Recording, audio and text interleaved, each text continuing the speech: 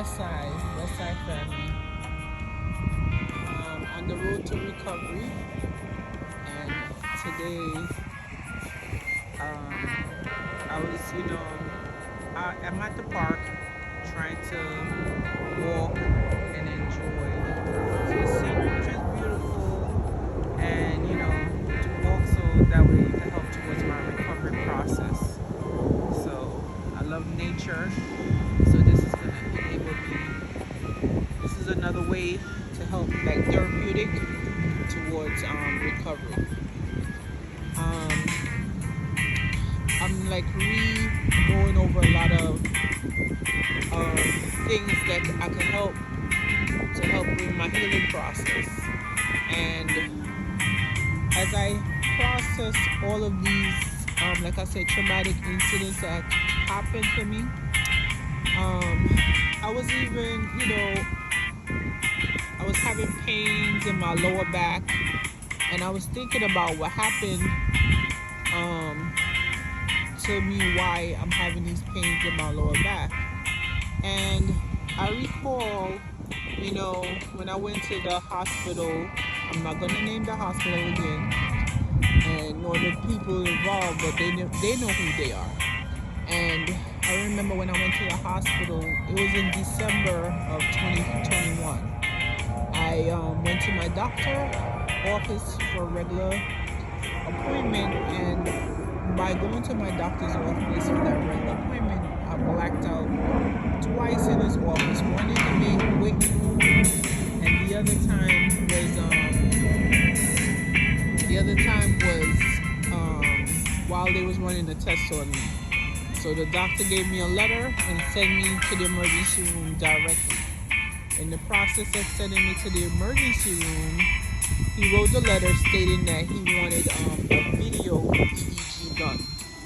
I gave the letter to the hospital when I checked in, and they gave me back the letter. So when I get upstairs, the doctor didn't come because it was in the evening hours, and my appointment was in the afternoon. So the doctor came the following day. I showed the doctor there was a nurse in the evening hours, and I showed them what the doctor said. It was like, let me see, I think while I'm at in the room, they gave me a nurse that sat with me for the first 2 nights until they could have requested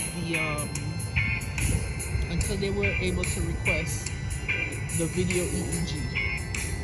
And so I'm there, mind you, came in, I have a migraine. It was, I guess 1 to 10, the migraine was like 9.5. So it was as its max. Normally, when it's at the max, I would feel as though the only way for me to get relief is unless they was to cut my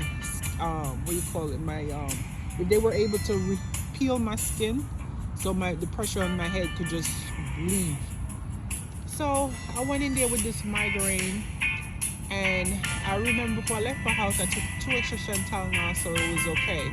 But because I took it early morning and the night hours, I needed to take another set because I believe they last about 6 to 8 hours or whatever it takes maybe. So I said to them, could you please give me extra strength Tylenol? And at the time in 21, COVID wasn't gone 100% and what have you. So, they weren't allowing your family members to go upstairs with you. And I remember that, I went upstairs, but I was able to communicate them via the phone. So, they take your information, who your emergency contact is, and so forth, all of that. So I said to them, if at any given time I'm unable to make decision for myself, you could contact my husband, my mom, and I gave them the list of my emergency contacts, which were my siblings out of town. And I'm telling you, when I said bad experience, good God. So it was like 2 days later when my husband and my mom was able to come upstairs to where I was. And I recall saying to the doctor, give me extra strength Tylenol. So I'm there 2 days. Like I said, I came in there, the headache was like at least 9.5. And the doctor refused to give me the extra strength Tylenol. So I'm there with this migraine. So she's saying that she's gonna send me downstairs to do an MRI of the brain. So I'm saying to her, okay, that's fine, but still, I need you to give me 2 extra strength Tylenol. And I asked her, I said, I'm claustrophobic. So, how are we gonna do this? I'd rather if you let me go out, because normally my doctors will give me, let's send me to a stand-up MRI when I'm able to do the MRI. No, they want to do it there. So I said, okay. So I said, if it's a sealed closing machine, I don't know how that gonna work. So then, she was like, okay, we're gonna give you a sedative to knock you out. So I said to her, okay, are you guys gonna give me something to alleviate the pressure off my head, because it doesn't make sense to have this migraine and you guys just give me something to knock me out and you still didn't address the migraine. So that fell on deaf ears. She gave me the sedative. So I said, when they gave me because they gave me my regular vitamins and whatever it is, fluids or whatever they have to give me. So I said in the process, are you gonna give me oh my god, are you gonna give me the extra strength Tylenol? She didn't say anything. So they gave, apparently based on what they gave me the sedative, waited for it to go. I was a little drowsy and so forth, but I wasn't 100% out. I'm telling you, oh my god, I went downstairs. I don't know what was going on down there in that hospital down there. Went downstairs, and the tech that was supposed to do the MRI, I guess I wasn't knocked out enough for him, so he was agitated or whatever the case may be. And I'm like, could somebody please just give me 2 Tylenol for this headache, so it could help whatever, the goal that you guys trying to accomplish, enable for it to be done. And one would think that they would have accommodated. No, they did not. Eventually, I guess knocked out or whatever the case may be. And I'm saying, how is this? Why would they do this to me? People, they put me into the machine. Finally, I guess, like I said, I was out. They put me into the machine. And in the process of putting me into the machine, they decided that, they don't need anything else. So they decided to put me into the machine. When they put me into the machine, they put that thing in your hand that if you become, whatever, frightened or whatever, you squeeze it and they come and take you out. All of a sudden, mind you, before they put me in the machine, I could still hear what's going on because I still had this headache and everything. And the technician, he put the clip, that casing over my face, but unfortunately he didn't seal it. They strapped my legs down, they strapped everything down, they put it was like a soft sponge, they put it into my hand, and they also put me into the machine and what have you. And in the process of putting me into the machine, all I heard, like, I'm not sure how long I was out for or anything of that nature, but all of a sudden I heard tick, tick, tick, bop, bop, bop, all sorts of noise in my ears, and I'm like, I jumped up. All I remember is I jumped up, my head hit that, supposed to be that protector, but since the protector wasn't sealed, since it was not sealed, my head hit that, and then in turn hit the machine. And then when I realized what's going on and I opened my eyes, boom, I felt like the whole air was closing in on me. And I went and I felt something in my hand and I squeezed and I squeezed.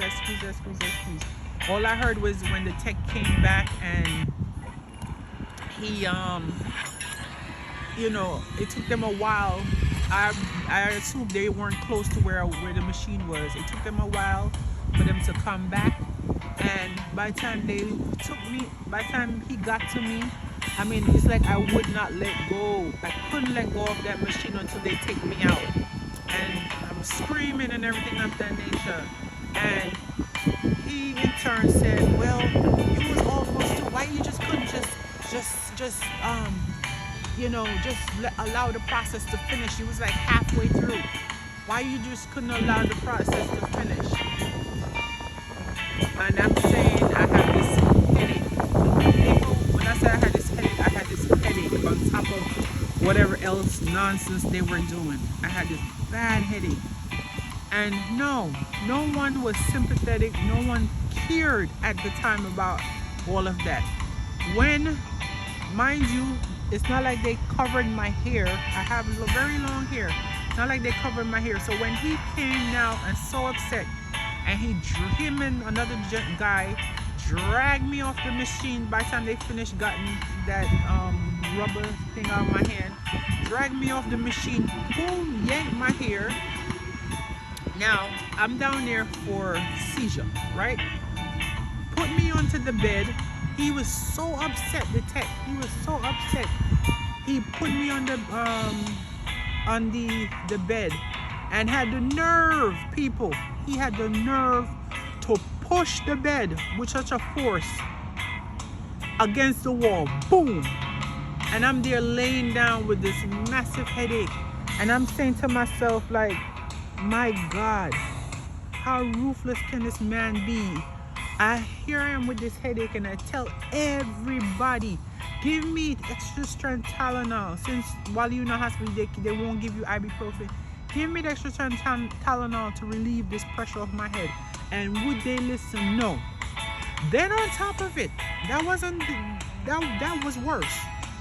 There was this mother got a phone call from her son's school, and people, my God, the amount of profanity that came out that woman's mouth towards her son.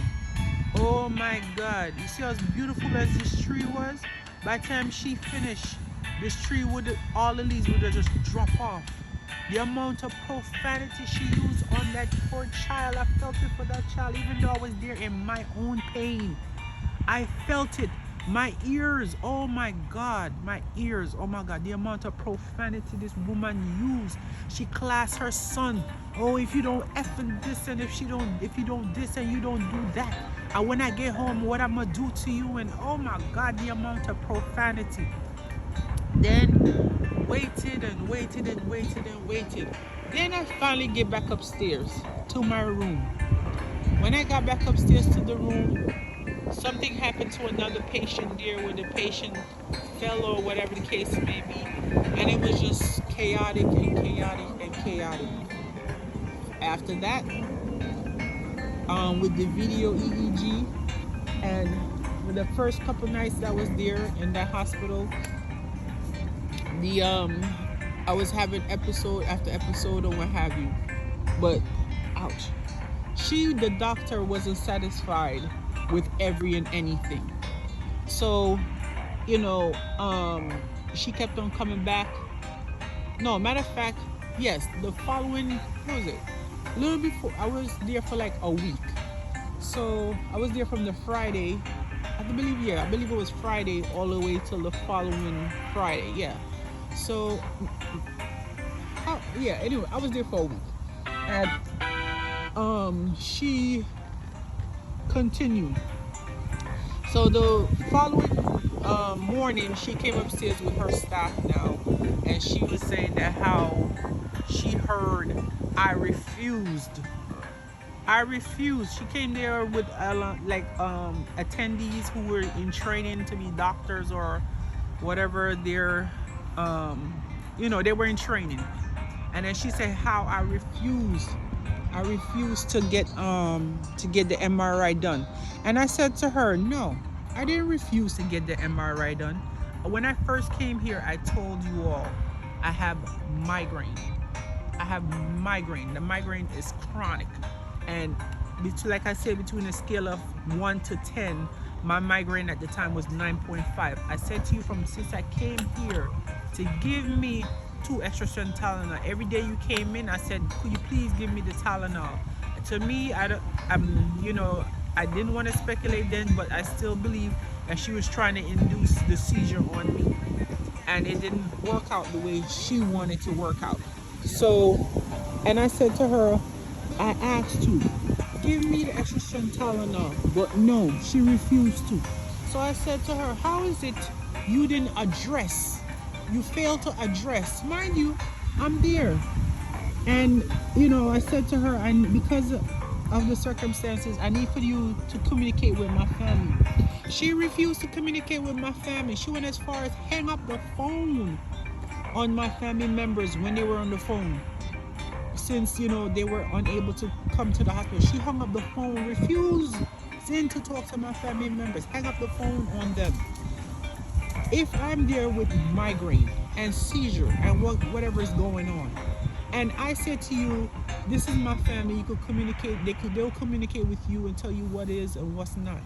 And you as a doctor now, a professional in your field, refusing to communicate with them. It's like I am by myself, basically. So in her process of not being able to communicate with my family on my behalf, she decided to now come to me. Oh, you refuse the help that we're trying to give you. No, ma'am, I did not refuse the help you were trying to give me.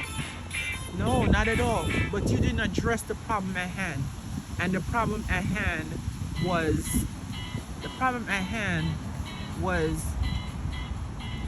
the migraine. You didn't address the migraine. So how do you expect someone with migraine to go, you give them a sedative to knock them out, but you didn't address the problem. So now I'm hearing all this ping, ping, pong, pong, plang, ping, all this sorts of noise in my ears. How do you expect me to cope with all of that and stay knocked out? Explain. And I asked her to explain, and she couldn't explain. Instead of that, she started to dismiss her team that was there. I said, no, you failed as a professional to give me the care that I needed while I was in the hospital. You failed. So now her next reasoning is she couldn't get the MRI. Her next reasoning now is, oh, I need to do a spinal tap. And I'm saying to her, explain to me what the spinal tap is, because I'm not understanding what that is.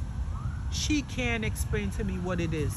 People, I have persons who in my family is doctors. Imagine, I'm in New York. I'm in a New York hospital, and the doctor cannot explain to me what a spinal tap is. All she recommends is I have it. That's what she recommends, that I must have this spinal tap. As a doctor, she could not explain to me what a spinal tap is. What are the dangers? What are the side effects? What exactly is the spinal tap supposed to do for me? She could not explain all of that to me. So she refused me any other services. And in the process of refusing me any other services, then now she's saying that this is all that was rendered to me for services. This is all I can have. So I had to now call my relative, who's a surgeon out of New York State. I had to call down south for her to find out from her doctor, somebody in her medical field, to explain to me, a patient in New York City, what is spinal tap is all about, what's the side effects, what does that have to do with seizure. Try to get in contact with my doctor who referred me to that hospital, but couldn't get in contact with him. So after I got advice from another doctor out of New York City, out of New York, and in a total different state, advice. It was agreed upon after me being sick in the hospital, communicating with my family. It was agreed upon then for me to have the spinal tap. Now, in the process of having the spinal tap, the first attempt at the bedside was that Friday. The needle was too short. I mean, come on. The doctors, they said, oh, they're professional, they do this all the time. But yet you come to do a spinal tap on me and the needle's too short. From what I understood, we were supposed to do it with the eyes, whatever the machine that have the eyes where they could just do it one time. For whatever reason, they came at the bedside. So I'm not here. I am not knowing anything about all of this. Like I said, I've been trying to get in contact with my doctor. Couldn't get in contact with the doctor to find out what is going on. I thought I came in there for video EEG. I didn't come in there for all these other things. And I ended up with a spinal tap. So it wasn't successful the first time at the bedside. The protection and the coverage and whatever I'm supposed to have there, sterilized area, that wasn't the case. Then all of a sudden, the Sunday or the Saturday or whatever, the Saturday, when I'm supposed to have where the eyes or whatever it is, do the procedure this time, it was done, came out. You know, they said that when you do a spinal tap, you're supposed to sit still, lay still. The fluid is supposed to go back in after laying still. Instead of 1 hour, I was laying down for 3 hours, waiting for this fluid to go back.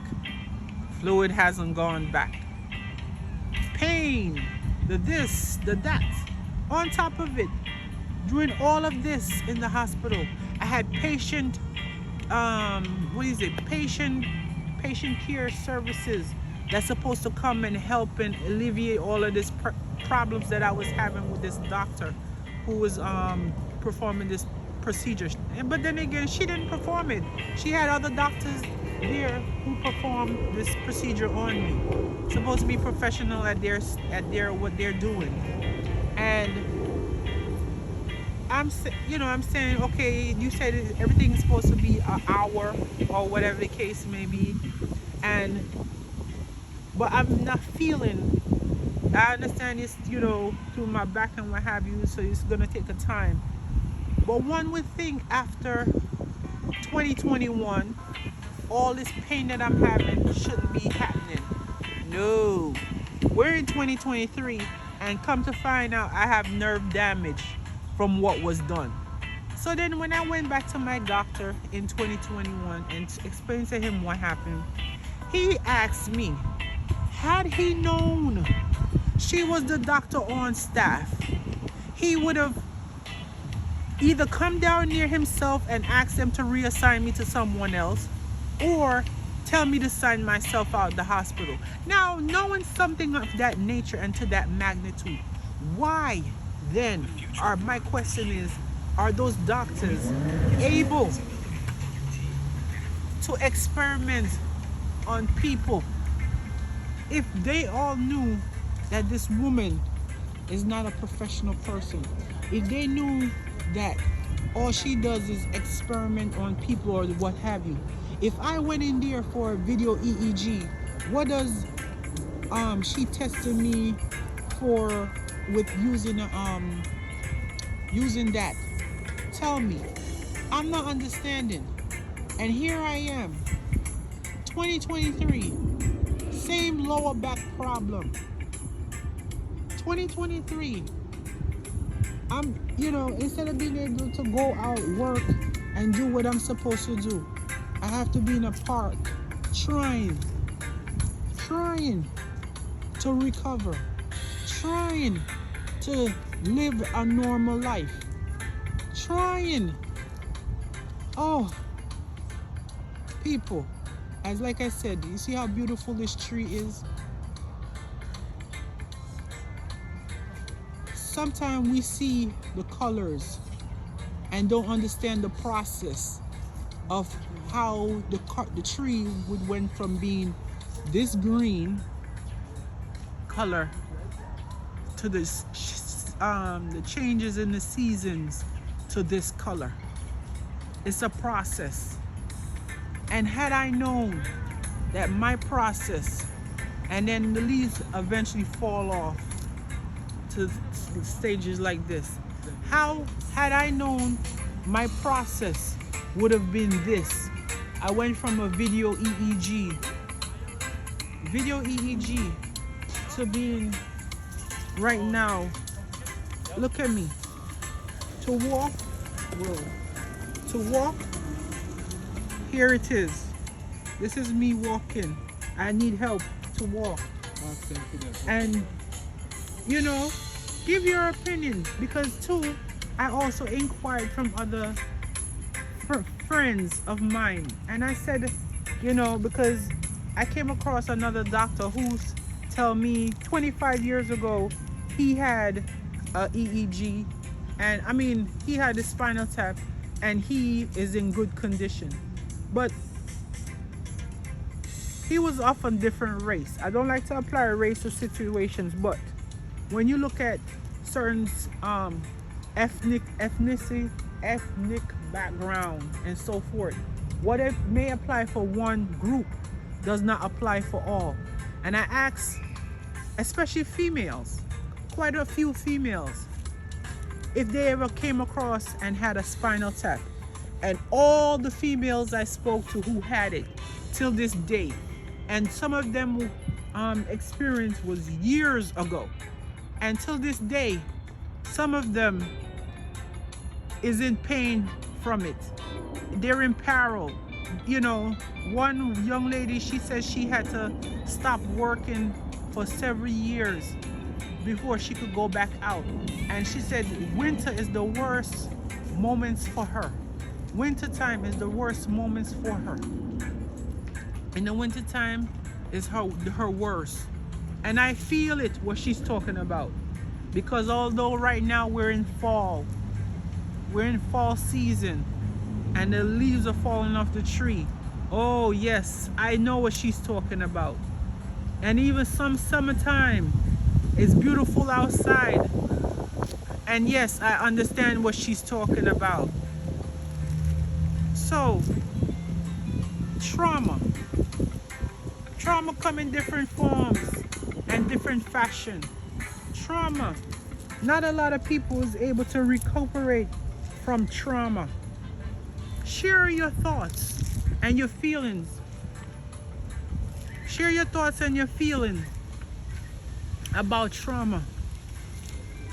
It's a beautiful day out here, and from the start of this video of sharing, I had to sit down because the pain, when it shoots up my back and so forth. And walking at times make me feel older than I actually am. Ooh, Jesus. Make me feel older than I actually am. There's a lot of seniors up at this park walking, and sometimes when they look at me, they're looking like, my God, what happened to her? You know? And so, you know, share your opinion, your thoughts. You know, certain things that happen should never have happened. Certain things that happen should never have happened. But again, do anybody care? No. Because sometimes you come across doctors who you put your trust and your confidence, not so much confidence, but your trust in, and you're expecting that they're supposed to care for you to the best. That's why you work, you get good insurance so you can get services. But instead of that, you yourself become example, or I don't want to say a human guinea pig, but one can't help but to wonder. Sometimes you yourself become a casualty in their experiment and their plight. Everybody, yes, need their career and what have you, but to what extent? To what extent do we go?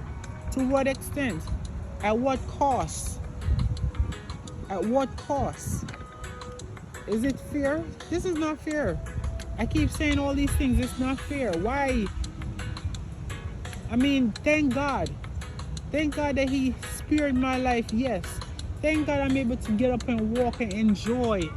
Look at this beautiful day. I'm able to walk and enjoy. Normally to go around this entire park would normally take me and my husband went walking on a, before all of this, on a regular. It would take us, we do 5 laps in a half an hour. I had to just sit down just now for how long am I doing this video? For 25 minutes before I can get the pressure back off my back so I can get up and walk. Come on. Really? At what cost? You know? Care. Take care of your patients while they're there. Listen to them. They're the one that's in pain. We're not feeling the pain that we're feeling. Listen to us. We know what we're talking about. And the saddest part of the two patient care advocates that supposed to came and helped me, you know, I explained to them about certain things, and they're telling me how a person or what a person look like or feel like when they're having a seizure. So I asked them, have you ever experienced a seizure before? No. So how can you relate to me? How can you help me? You can't help me. You cannot help me because you never experienced it before. I'm telling you the auras that I have when I have it. When I experience a seizure or my body feel a certain kind of way of it coming along. Not because, you know, I ever recall I went to a doctor appointment and the doctor said to me, you don't look sick. People could look at that. I look at it from different standpoint. Yes, my physical appearance outside. Yes, I'm tall, 6'1" and a half. My husband likes to take my half away, but 6'1" and a half. And by looking at me, if I'm standing in front of you, because of my stature, because of, you know, or presentation, I may not look sick to you on the outside, but on the inside, you know what it's like for the, when gravity is pulling against your body. You're 6'1". People used to, when I was younger, people used to mock me because of my height and so forth. But you know what it's like for someone who's 6'1" to be able to stand up against gravity? Do you know what that feel like? Obviously not. When the pain, there's a Christian song that says, when the pain was rocking my body, that the Lord showed up. Of course he showed up. He showed up on so many times. You don't know what that pain feel like. Even though I'm walking, and when I'm walking, it's let me give you the perfect example. Look at these colors of these beautiful trees right here, and then the pain. You see a tree, the tree. Okay, look at this beautiful color. The colors, the trees in the ground, and it's like the pressure is down here at the base of the tree, and then the pressure to go to the limbs and so forth. The pain just shoot out in all direction of this tree. That's what this pain feel like at my lumbar area where the spinal tap was done. I don't know what nerve was damaged, and all the doctor he could have done at the time was giving me pain to soothe the nerve. This is damage that I sustained. Prior to coming to the hospital, I didn't have any problems with my lumbar. But after your spinal tap, this is the problems I'm having now. So yes, they always say if looks could kill. You can't look at somebody and automatically assume that that person is in good standing just by looking at them. Pain come in different variation. Pain come in different forms. So how can you just sit there and say, oh, you don't look like somebody's sick? Well, I don't know, sickness come in certain kind of looks. When I oftentimes refer back to this accident of 1999. When my neck, when that pole, it was a fence similar to this kind of fence at this park. It was a fence similar to this kind of fence. Let me show you. It's like that top piece of the pole, the fence came out the ground, and then it uprooted and went up in my neck. And then my neck slumped to the right. and I feel this heat coming all over my body. So I mean, like, pain come in different variation of form. Pain is physical. It is verbal. Pain come in so many different kind of way. So for you to say the person don't look sick, come on. Come on, man. Come on, world. Let's wake up here. So I don't know. If you have words of encouragement, share. If you had spinal tap and still suffering from it, share. You could share. Let me know what you would do. You know, share your thought on the matter. Share how you feel on this. Folks, you know, just be blessed. Bless everybody. And go out, enjoy this beautiful day. The sunshine. Enjoy what nature has to offer. Taking a deep breath and exhale. Because so many times people don't wake up to see a day such as this. They don't have that opportunity to go out and walk and enjoy life. They will how they would like to enjoy life. So to everyone, be blessed. Enjoy the rest of your day. Look at this beautiful park. Enjoy. This is what life has to offer. Enjoy. Enjoy yourself. Whoa, phone fell. Enjoy. And even at times to even turn hurts. But, you know, thank God for life. Thank you for everybody who's listening. Enjoy. Enjoy the day. Look at these beautiful trees. Look at this. This is life. People, go out, enjoy. Look at the colors. It is beautiful. Enjoy. Have a blessed day. Be blessed. Bless I family.